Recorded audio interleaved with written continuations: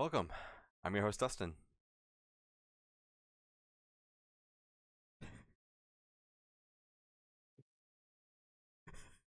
I'm Dustin as well. I fucking love it. And we are here for our second installment of the Halloween retrospective on Halloween 2. 1981, I'm pretty sure, is the I'm year that this pretty came sure out. too. You are dead on, sir. Hell yeah. This one I have not covered on here. I'm pretty sure the only Halloween I ever got to early in the stages of this was Halloween 1, which we just did, and that was a ton of fun to go and just kind of pour out my love for that film. This one, I think I have just as much love, but it just doesn't reach the levels of the first one for me. But we'll get into that very, very soon. So for you, did you see this one or you saw the first one? Or did you see it kind of later on? I think I watched them in order, if I'm being Okay. completely honest. This is the one I remember the most, Oh, if I'm really? being Okay. frank. Oh, dude, we're gonna get into it, but this is the one I remember the most. Okay. Yeah, what about you? This one I definitely saw after I saw the first one because, like I said, AMC was doing like the spookathon or whatever they call it over there, and when they would show the Halloween movies, they'd usually always kind of go in order.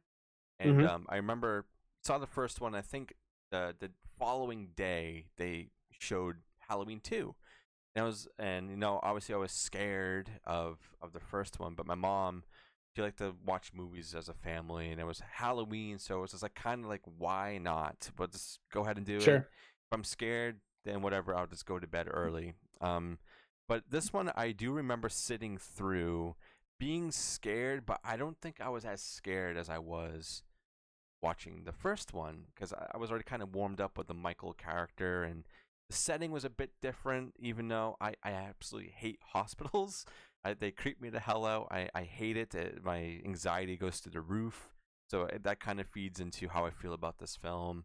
And there's some wonky things of watching it over the last couple of years or even like today when we're redoing this, is some of the wardrobe that was going on. It was, some characters is a bit off, but there's an explanation as to why that's like that. Sure. But yeah, it's a fun movie, and we're gonna get right into it. Yeah. So, do you want to take a guess? There are 48 critic reviews on Rotten Tomatoes for this movie. That's less than Halloween. Mm-hmm.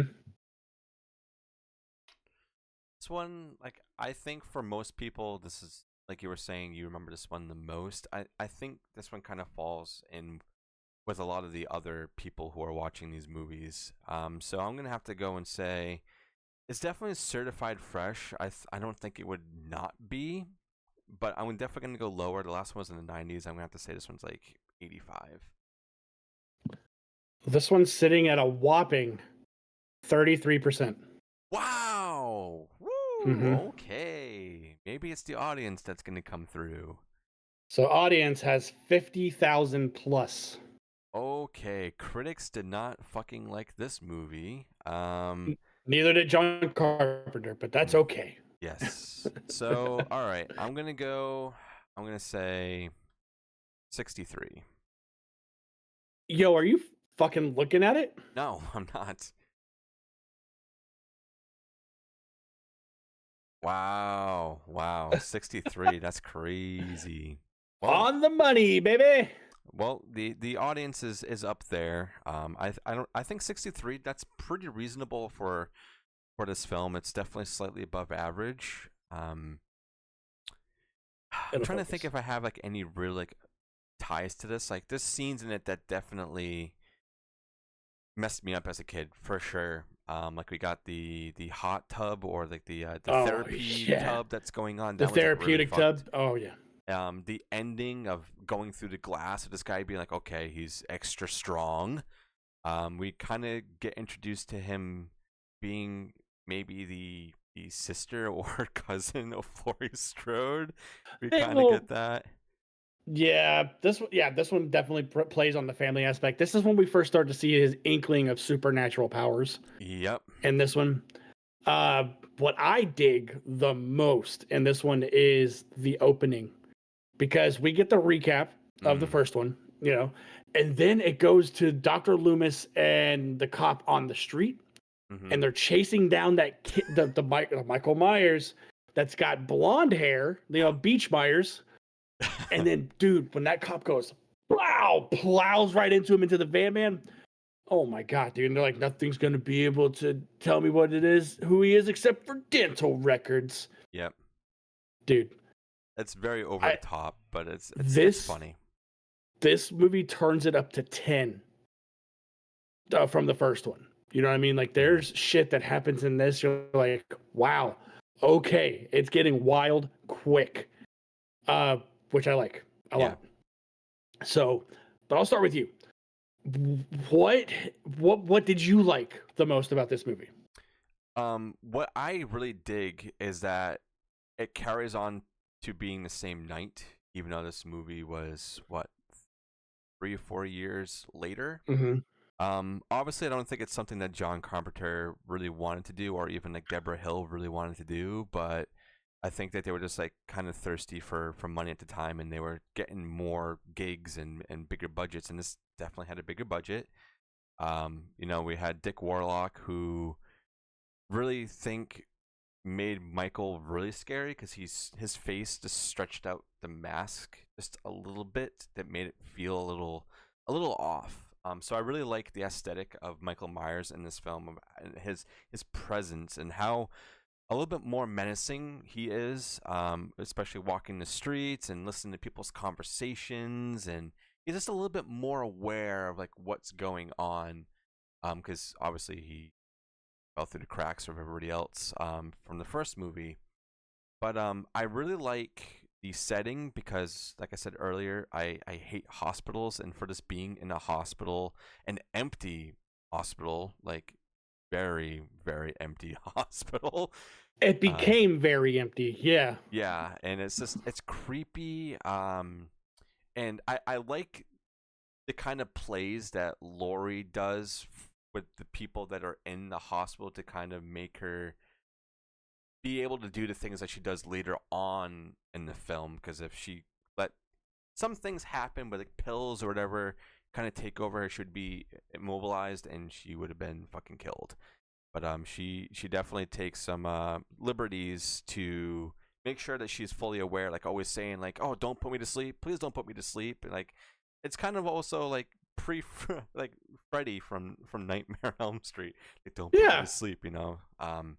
So it's like that aspect of the imminent danger that the every character I feel is in this film, they kind of go through. So I really enjoy that a lot. The setting and the more dread I guess you kind of have in this than you do in the first one, for sure. Yeah.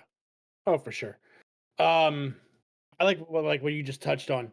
The fact that she didn't want to go to sleep because at that point she's defenseless. Hmm. Like anything could happen, and we actually get to witness that because Michael makes his way into the hospital Oh and yeah. finds her room and stabs that pillow that he thinks is her, dude.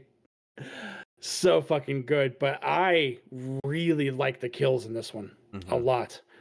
Um, there's a lot to look at. The characters, we get more Dr. Loomis, which is great. He plays a bigger, not that he didn't play a bigger role in the first one, because he was probably about half the storyline in the first one. Yeah. But in this one, dude, he's in the whole fucking movie, man. And it's great. Uh, I like that it's in one setting, which is the hospital, which to me, it parallels the neighborhood because the Mm. neighborhood, there's no neighbors that come out and help. No. Nothing. They go from house, run down the street to another house. And this one, she leaves her room, runs down that giant hallway to another room. Yeah. I like the parallels between those, dude. And hospitals are scary as fuck, especially at nighttime. Yeah. And when there's people goofing off in horror movies, some shit's about to get real because you have the nurse and I guess he's a doctor, I think, or he's The an ambulance paramedics. driver, the paramedic. Hmm. Um, when they get in that hot tub, dude, Michael cranks that shit up. Mm-hmm. And this is when we get to first see his, other than the fact that he was shot to death and is back alive, Yeah. of his paranormal powers. But in this one, dude, that water is scalding to the point where it killed this woman. His With hand him, is fine. hands perfectly fine. Yeah, the Perfect. effects on that is really good. I Mm-hmm. remember that being the scene when I was a kid, being like, when I see that come on, I cannot watch. Like the skin That's melting. It's mhm. subtle, but it's there. It's not over the top gory or anything because there's more blood in this one than there was in the first Oh, movie.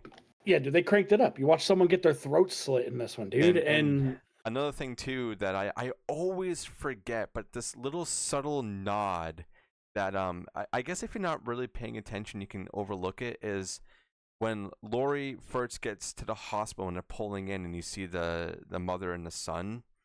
I think it's a son or daughter, whoever, and they get where out of the, yeah, he talks about trick or treating or something. Yeah. yeah, and he's got the razor in his mouth. I was Mm-hmm. pointing like, got a trick of candy. It's kind of Yeah. playing on stuff like that, and I like that. So it's like a little like side story that's going on because you see them leave the hospital later when Michael is in a hospital. So it's like they just Yeah. barely missed this whole thing that went down. But there's a lot to like about this movie. It might be more palatable for some people because there's a little bit more action, a little bit. Going It on, drives sure. you more. You're not so much scratching your head like what's going on. But yeah, this movie it's definitely fun. Yeah, nah, man. Like I said, the kills are memorable. The more Dr. Loomis, the better, dude. Give me fucking Donald Pleasance. Yeah. Is there anything you didn't like about this movie? Anything I didn't like?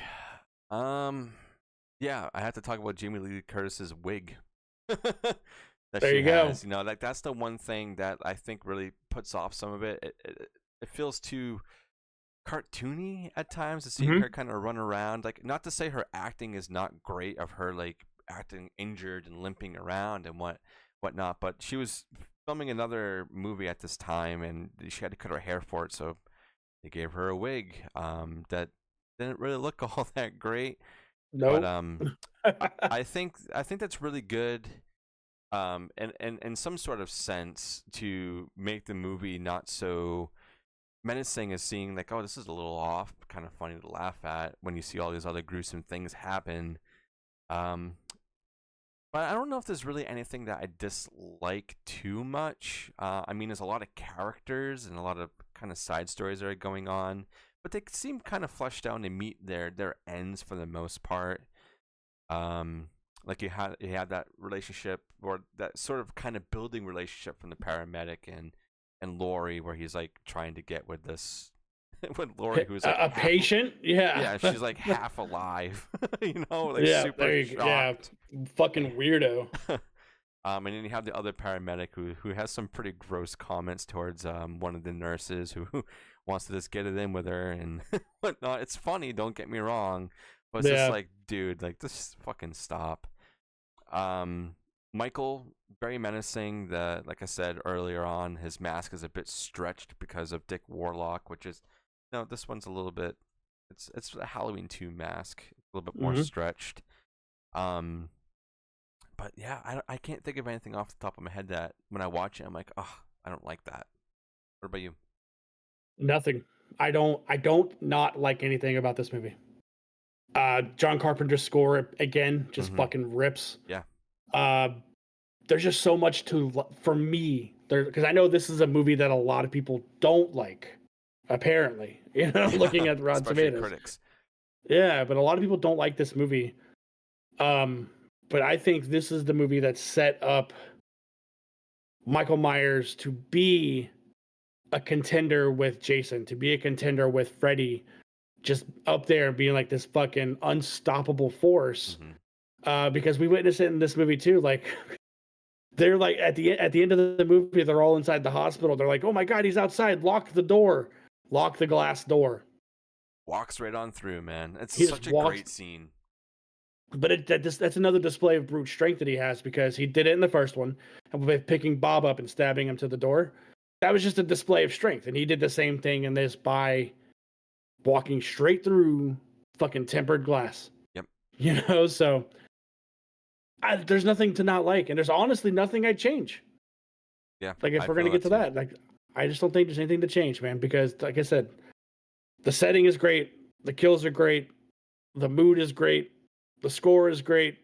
Jamie Lee Curtis's wig isn't great. So there's a lot of stuff to dig. Yeah. There's one thing that when I think of this movie, uh, is when he has a scalpel and he's just aimlessly swiping when she's going through the window at the boiler room. Like when I see that, I'm like, this kind of has like a kid mentality. He's just kind of swiping at things just to see if he hits something. Like he's not really. He's obviously not human, or if he is, he just has a brain of a child where it kind of harks back to the first one where he killed his sister, and now it's like he was stunted at this facility. Yeah, he got bigger and bigger, and like he obviously has some sort of really crazy strength. But I think still in his mind, he's like a kid, and he's just doing whatever he can, or maybe it's just the animal instinct in him that's making him do that. But we even get it at the end where his eyes get shot out, which you get the blood tears, which I think is such a Iconic. great thing. Thought I had a blood tears mask, but maybe I never bought that one. But that's one that a lot of people really really like, and that whole like him grabbing his face, and then also that he lost his sight because when they're turning on the gas, he's moving to wherever the gas is, back and forth, and he's swinging around, and then we have Dr. Loomis is telling Laurie to get out, get out, Get and out! I shot him 6 times. and then he's like, "This is it, Michael," and poof, blows up. It's really really good, and honestly, if they stopped at this one, I would have been fine. We didn't need all these other movies that got tacked on just for the sake of money and whatnot. But I think if we just put it like 1 and 2 and that's it as an ending conclusion, I think it was great. Yeah, I mean, that's what Carpenter wanted. Yeah, Carpenter wanted to not continue to make these movies. yeah. But yeah, man. So where on our scale are you ranking Halloween 2? It would be on number 2 for me. Oh, 1 and 2 are have always been super close for me. When we start going later on in the movies, it might change how I'm placing things. But 1 and 2, since they are the same night and they kind of have the same vibe, even though this one's way more sinister. I'm still as close connected to this one as I am the first one. I just saw the first one first. I think if it was reversed, this would have been number 1 for me. okay, that's fair. This is my number 1. Oh yeah, dude. This one is I have this in the number 1 spot. This is the one I remember the most. I was expecting Resurrection to be number 1 for you. Trick or treat, mother. No, man. Like, if anyone says, "What's your favorite Michael Myers kill?" I'm gonna say the hot tub. Yeah. Like, it is. Like, that is probably my favorite one, and that'll never change. So this is my number 1. So on our journey of retrospecting these movies, Yeah. What do you have it on Letterboxd? Have you ranked it on there yet? I gave it a 4 out of 5. 4 out of 5. Okay. I think Yep. let me just go on my Letterboxd again. Yeah, I gave this one a 5 out of 5 as well because they're just the too perfect of the time frames that they were in. This is early 80s. And the first one was late 70s, right on the cusp of things kind of turning over for the 80s, and they feel like the same night, like regardless of the amount of time that like was passed, like you can definitely say, yeah, this is all the same exact night, but regardless of how Jamie Lee Curtis looks. But Dr. Loomis is great. The things that he does when he's trying to get the police, the marshal to turn over, and he goes, "You guys do a warning shot, right?" And he shoots out the window, and he goes, "Oh fuck!" and turns around and goes back to the hospital to go and save Laurie, essentially, because he's the only one that can. And at Yeah. the end of the movie, he kills himself with Michael, and we kind of have the glimpse of Michael surviving and walking out, burning alive, which you can clearly tell someone's wearing a fire suit, which is obviously good. But he Yeah. walks a Yeah. little bit, and you're like, "Oh fuck, he's still alive," and that's when you're like, "Yeah, he's not normal," because Loomis No. is nowhere to be seen. He's definitely a pile of ash, and even Laurie Or Strode's so we like, "Oh think. fuck." Oh yeah, so we think. Or so we think. Yeah, but no, But there's a lot of great things about this one. Yeah, it's a fun time. Fun time. while we are on Halloween 2, we talked about it previously in a full episode, but there was a good minute where people believed John Carpenter had a letterboxd. And Yes, I would just like to read his review of please, Halloween 2. please, because I think it's funny as fuck. He rated it at 1 star. And he said, they paid me more money than I had ever seen to write a sequel to a film that did not need one. I took the check and spent it on beers to get me drunk enough to plow through this crap. I looked at the final script, which took a whopping 2 days to write, and said, wow, now that's a piece of shit. And it was. I had faith in Rick Rosenthal, and he did not deliver. I suppose I expected him to be a miracle worker, and nobody could have made that work. I don't regret hiring him. I love that so much. I Oh my really god. want that to be real. I really, really do. I think I'm going to read them for each one we do. That's what Yes. I'll do. I'll find them and read them. Yes. But I love that. yeah, man. So what we got cooking other than this Halloween retrospect?